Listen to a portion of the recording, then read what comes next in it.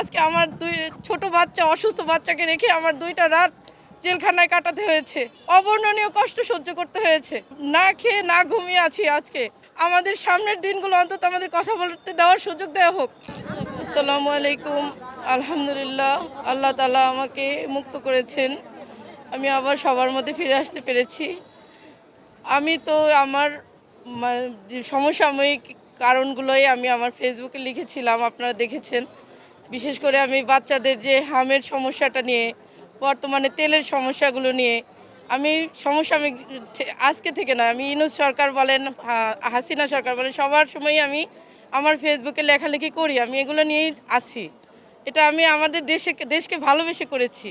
কিন্তু এই জন্য যদি আমাদের গলা চেপে ধরা হয়, কথা বলতে না দেওয়া হয়, তাহলে তো আমরা কি আবার ফ্যাসিজমে ফিরে যাব? আমরা তো ফ্যাসিজম চাই না দেখেই হাসিনাকে তাড়িয়েছি সবাই মিলে। আমরা জুলাইকে ধারণ করি। আমরা চাই না আমরা আবার ফ্যাসিজমে ফিরে যাই। আমি চাই না যে আমাদের মতো আর কাউকে এভাবে গলা চেপে ধরা হোক। আমাদের সরকারের কাছে এটাই আবেদন, আমাদের অন্তত কথা বলতে দেওয়া হোক, যাতে সরকার সঠিক পথে থাকে। সরকার যদি আমাদের কথা না শোনে, শুধুমাত্র তাদের দলের কথাই শোনে, তাহলে সরকার কখনোই সঠিক পথে থাকতে পারবে না। তাদের বিরোধী দলের কথাও শুনতে হবে, জনগণের কথাও শুনতে হবে। জনগণের পক্ষ থেকে যদি তারা কথা না শোনে, না বোঝে, তারা সেই জনগণের ম্যান্ডেট নিয়ে তো সরকারে গেছে। সেই সরকার যদি জনগণের না হয়, তাহলে আমরা এই সরকার দিয়ে কী করবো? আজকে সরকারের হস্তক্ষেপের কারণে আজকে আমার ছোট বাচ্চা অসুস্থ বাচ্চাকে রেখে আমার 2টা রাত জেলখানায় কাটাতে হয়েছে।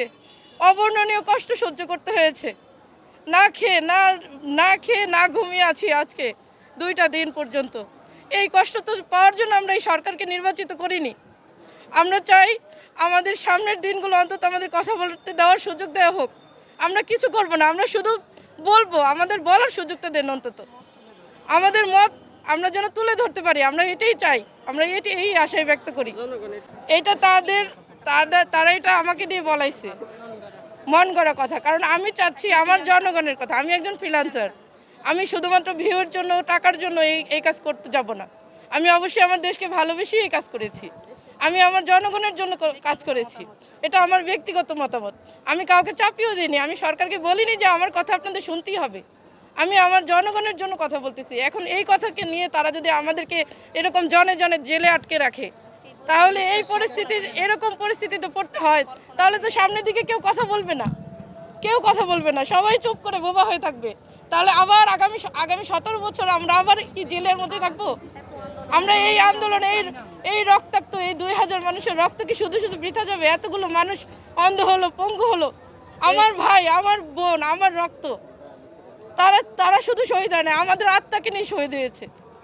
তাদের এই ত্যাগের বিনিময়ে যদি আমরা সবাই চুপ করেই থাকি, তাহলে কি লাভ হলো আমাদের? এই বাক স্বাধীনতা আমরা ফিরে আনতেই তো এত রক্ত দিয়েছি। পাশাপাশি দ্বিমত স্বাধীনতা, আর আমাদেরকে এই বাক স্বাধীনতা অন্তত কেড়ে না নেওয়া হোক।